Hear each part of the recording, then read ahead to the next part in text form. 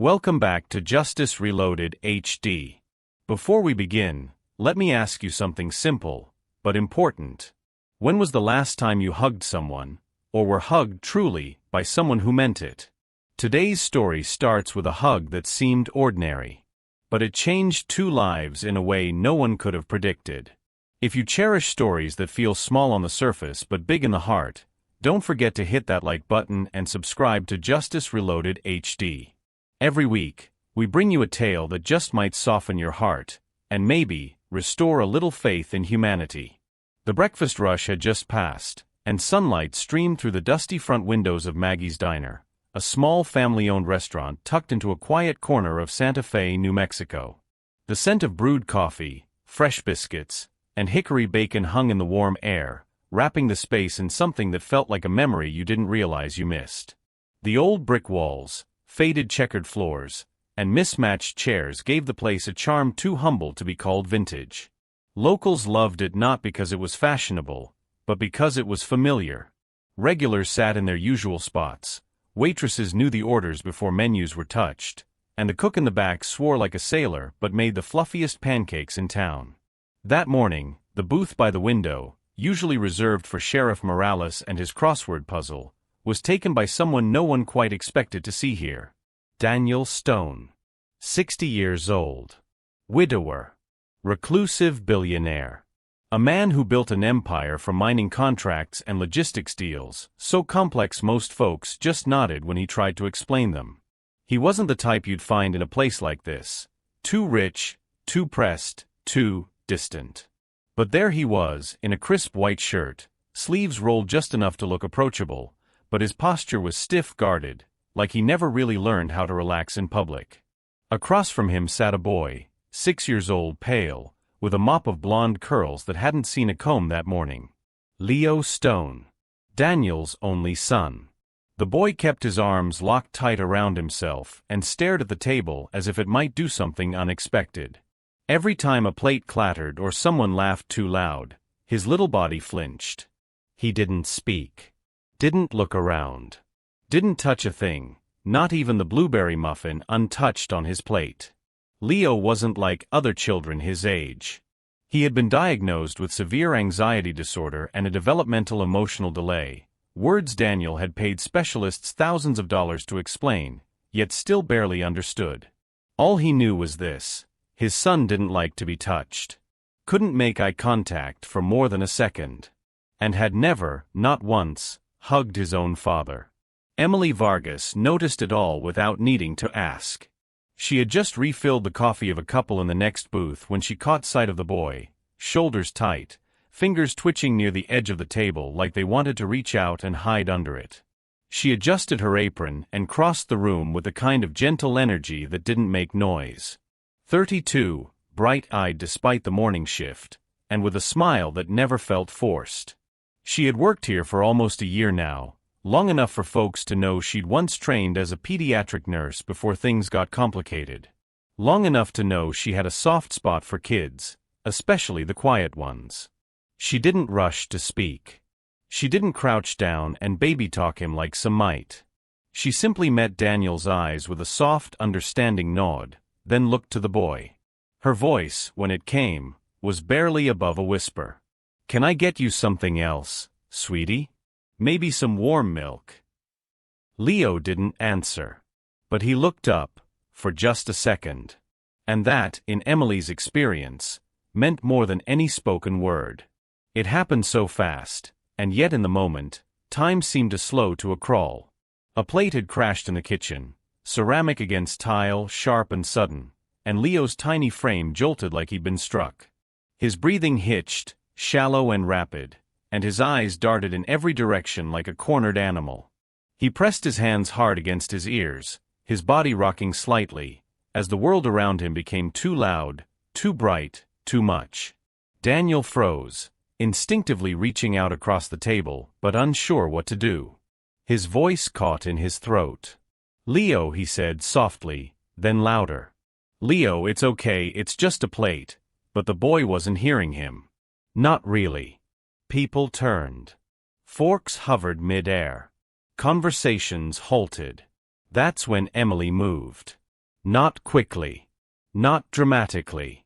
She stepped out from behind the counter and knelt a few feet away from Leo, far enough to respect his space, close enough to be seen. She didn't speak. Didn't reach. Instead, she opened her arms, wide and calm, palms up. An offering. An invitation. Nothing more. Leo stared at her. His breath still quick, his chest still trembling. Seconds passed. And then, without a word, without warning, he got up from the booth, walked slowly toward her, and folded himself into her arms. The diner held its breath. Daniel stood frozen, his hand still halfway across the table, his mouth slightly open. In 6 years, not even he had been held by his son. Not once. Until now. Emily was wiping down the counter the next morning when she saw him again. Same crisp shirt, same stiff posture, but this time, Daniel Stone didn't walk in like a man tolerating the presence of others. He walked in like someone searching for something he wasn't sure he deserved to find. He waited until the breakfast crowd had thinned out before approaching her. No entourage. No assistant. Just a man standing quietly at the counter, holding his hat in his hands. "I wanted to thank you," he began, his voice rougher than it had been the day before. "For what you did yesterday." Emily glanced up from the coffee pot, then gave a polite, uncertain smile. "He's a sweet boy." Daniel hesitated. "He's not like other children. He screams when doctors try to check his heartbeat. He won't even sit beside his therapists. But yesterday, he walked across a room. And he hugged you." Emily nodded slowly, not because she was proud, but because she understood. "Sometimes," she said gently, "kids just know when someone's not trying to fix them." Daniel was silent a moment, then reached into his jacket pocket and pulled out a business card. "I don't know what you do outside of this place. But I'd like to offer you something. Not a job. Not exactly. I just thought maybe you could spend time with Leo. Talk to him. Or don't. Play a game. Read a book. Or just sit. Whatever feels right." Emily looked at the card, but didn't take it right away. "I'd pay you well," he added quickly, as if embarrassed by the need to mention it. Of course. But Emily wasn't thinking about money. She was thinking about the way the boy had pressed his face into her shoulder. How his breath had slowed while she held him. How, for one moment, the weight in his little chest seemed to lift. "I'll think about it," she said, placing the card beside the napkin dispenser. Daniel nodded, then turned to leave, but paused, almost awkwardly. "One more thing," he said. "I found this on the floor of the back seat. I think it's meant for you." He handed her a folded piece of paper, small and creased, the edges bent from being gripped too tightly by tiny fingers. Emily opened it carefully. Inside, in thick crayon strokes, was a picture, 2 stick figures, arms outstretched, a shaky red heart between them. It wasn't much. But it didn't have to be. Emily stared at it for a long moment, her throat tightening unexpectedly. Some invitations don't come in envelopes. Some don't use words. Some come in the form of a child's drawing, born from a place deeper than language. She looked up, her voice softer than before. "Tell him. I'd love to come by. Just for a little while." Daniel nodded again. But this time, there was something different in his eyes. Not just relief, something closer to hope. Emily didn't know what this meant for her life. She hadn't planned on anything changing. But in that moment, she knew something already had. Not because a billionaire asked her to help, but because a child she barely knew had asked her, without saying a single word. Emily never treated her time with Leo like a job. She never carried a clipboard, never came armed with behavior charts or therapeutic exercises. She didn't try to fix him, diagnose him, or pull him out of his quiet world. She simply showed up. Day after day. On time. With a soft voice, gentle presence, and a worn tote bag filled with picture books, colored pencils, and scraps of blank paper. She always asked the same question first. Would you like to draw today, or listen to a story? Sometimes Leo would point. Sometimes he'd shrug. Sometimes he'd say nothing at all. And that was fine. Emily would sit beside him on the floor of the sunroom, never too close, never too far, and begin anyway. She'd tell stories without pages, just her voice and her hands painting pictures in the air, about turtles who were afraid of thunderstorms or birds who didn't know how to fly until they tried. When she drew, it was never perfect. Wobbly dogs with too many legs. Lopsided trees. Stick people with crooked grins. Leo would watch, amused, and sometimes grab a crayon and add something of his own. A second sun, a missing cloud, a scribble that looked like nothing and everything all at once. Every now and then, when Leo's breath hitched or his shoulders tensed from a sound outside, Emily would pause and say the same thing. If you feel scared, she'd say softly, you can hug me. Or let me hug you. Only if you want to. She never forced it. Never reached first. And often, he didn't respond. But then slowly, something shifted. One cloudy afternoon, Leo dropped his green crayon and walked straight to her, arms open, silent. Another evening, after a long and wordless day, he leaned into her shoulder, letting out a sigh so heavy it felt like he'd been holding it in for years. And once, after a short moment where Daniel had misread his son's signals and spoken too loudly, Leo turned to Emily, eyes wide and wet, and hugged her tight, grounding himself in her steadiness. It wasn't therapy. It was presence. And for Leo, presence made all the difference. Daniel Stone had always believed in control, in strength, in discipline. His world was one of numbers and deadlines, negotiations and consequences. He built his empire from nothing, deals struck in boardrooms, contracts signed in silence, emotions left at the door. Affection was something you earned. Vulnerability? A luxury for people who had time to be weak. But lately, something was shifting. Quietly. Uncomfortably. He found himself lingering by the doorway longer when Emily was with Leo. Watching as his son leaned into her side without flinching. Noticed how Leo's hands, once constantly clenched, now rested open in his lap. How his eyes didn't dart around the room so much anymore. Daniel couldn't explain the knot in his chest when he saw those small moments. Only that they didn't hurt, but they did ache. He didn't say much. Not to Emily. Not even to himself. But he watched. And slowly, the silence in his house began to feel less like a void and more like a pause, something waiting to be filled. One afternoon, Daniel met with an old business associate over coffee in a downtown hotel lounge.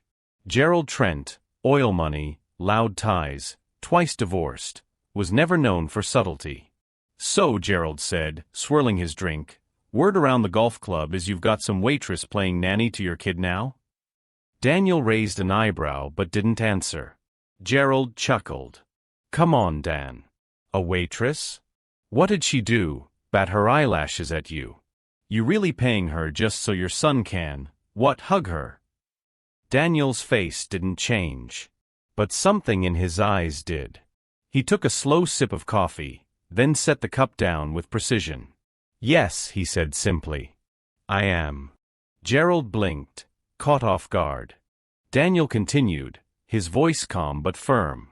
Because my son hadn't hugged anyone in over 2 years. Not me. Not anyone. Now, he does. Now, he knows what it feels like to trust someone. To feel safe. He leaned back, expression unreadable. If I'm paying for that, I'd say it's the best investment I've made in a long time. Gerald didn't laugh again. And for the first time in a very long time, Daniel didn't feel the need to defend softness. Not anymore. The photo surfaced on a Tuesday morning, buried among a stream of clickbait headlines and gossip-fueled chatter. It wasn't even high quality, slightly grainy, taken from across the diner, through the window's glare. But it didn't need to be sharp. The image told a story all on its own. A small boy, arms wrapped tightly around a woman's waist, face buried in her sweater. And standing just a few feet away, unnoticed by the camera, was a man with silver at his temples and confusion in his eyes. The headline did the rest. Billionaire's son clings to unknown waitress, morning cuddle or something more.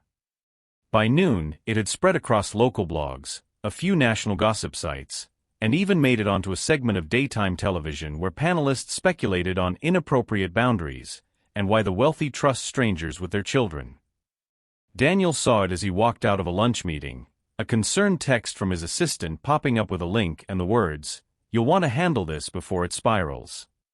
He didn't open the article right away. He stared at the thumbnail instead. At Leo, his Leo, caught in the most vulnerable moment of his young life, broadcast to the world without his knowing. And standing beside him in that photo was Emily. His jaw tightened. His chest burned. In less than an hour, Daniel had pulled strings to remove the most viral versions of the story. His legal team drafted a cease and desist. His PR consultant called it unfortunate but manageable. But none of that mattered. Because in Daniel's mind, there was only one question that refused to go quiet: how did this get out? He remembered the quiet days in the sunroom. Emily's calm presence. The drawing Leo made. The progress. The trust. And now, this? By late afternoon, Daniel had made up his mind. He didn't confront her. Didn't ask for an explanation.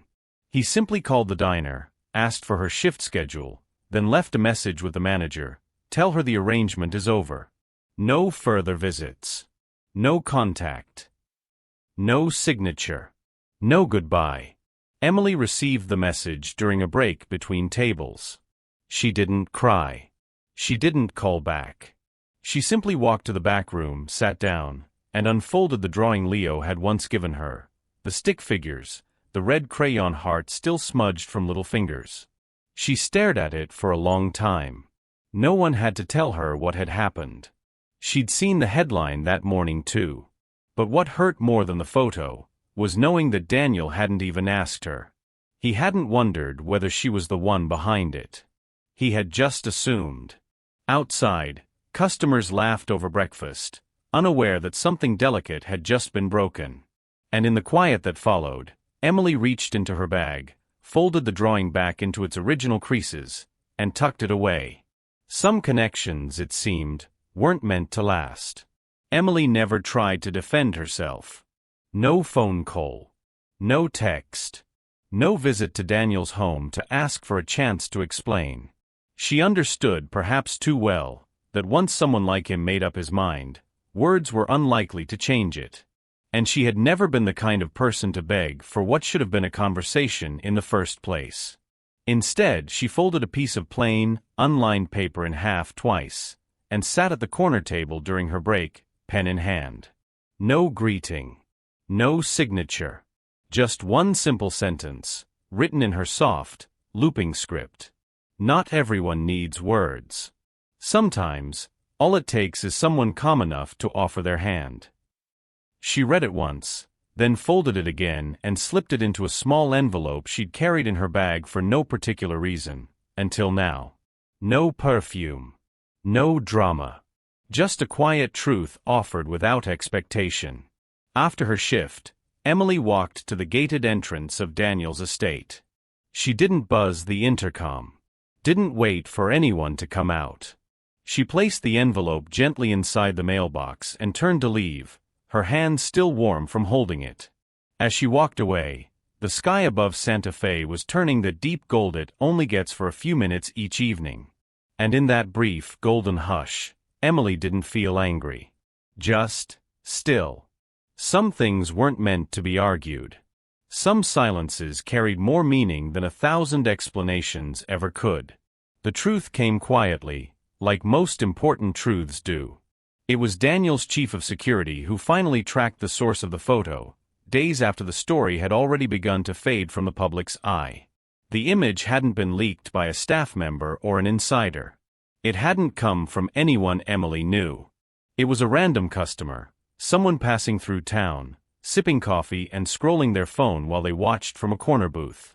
They'd snapped the photo without thinking, posted it for attention, and walked away without ever understanding what they'd captured.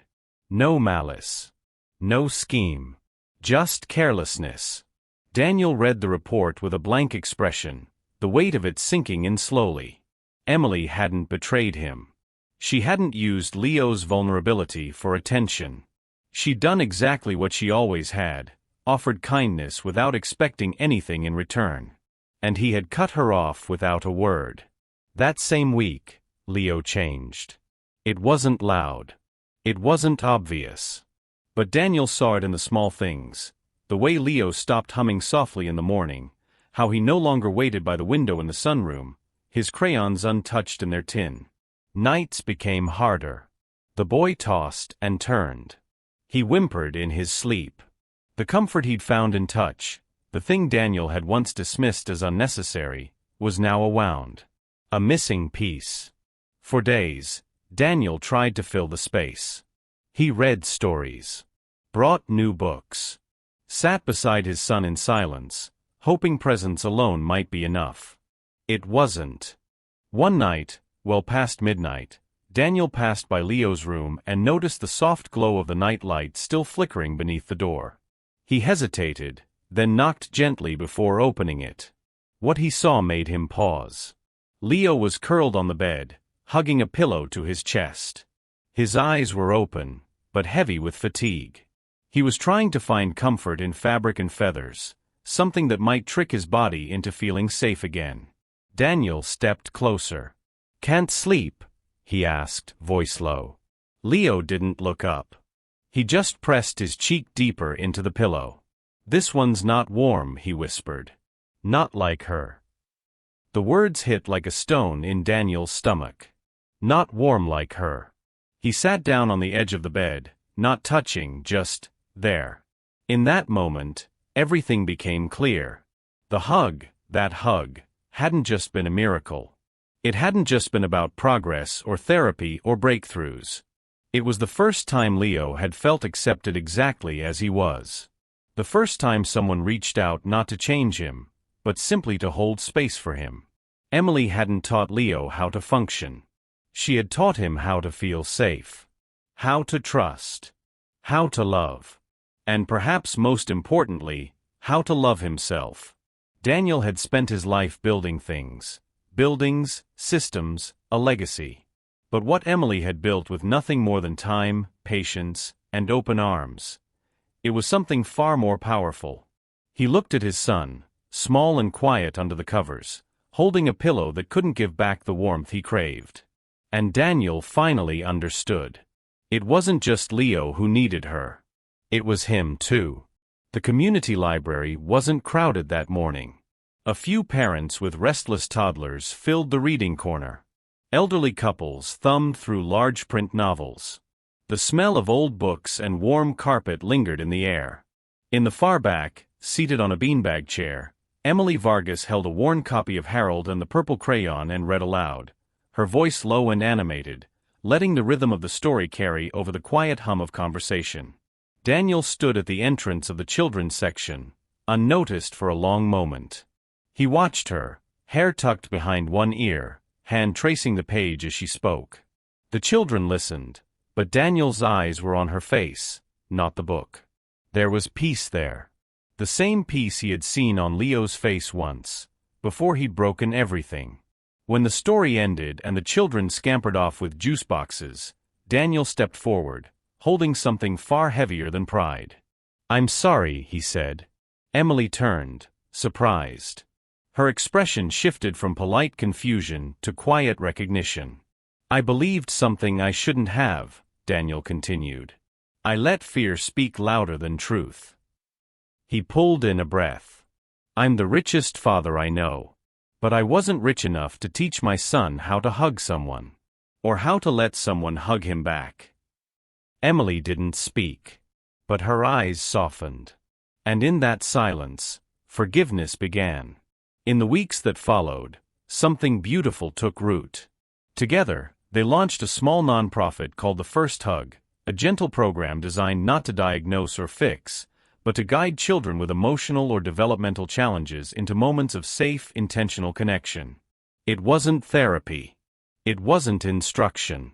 It was presence, warmth, and kindness, offered freely, without expectation. At the launch event, held in the sunny courtyard of a local community center, families gathered, unsure of what to expect. There were no suits, no speeches, just music, story circles, and soft blankets spread over the grass. Leo stood beside Emily at the front, one hand clutching the hem of her cardigan. When she knelt beside him, he looked into her eyes, then stepped forward and wrapped his arms around her waist in front of everyone. The crowd fell silent. Then, slowly, Leo turned toward his father. He didn't speak. He didn't rush.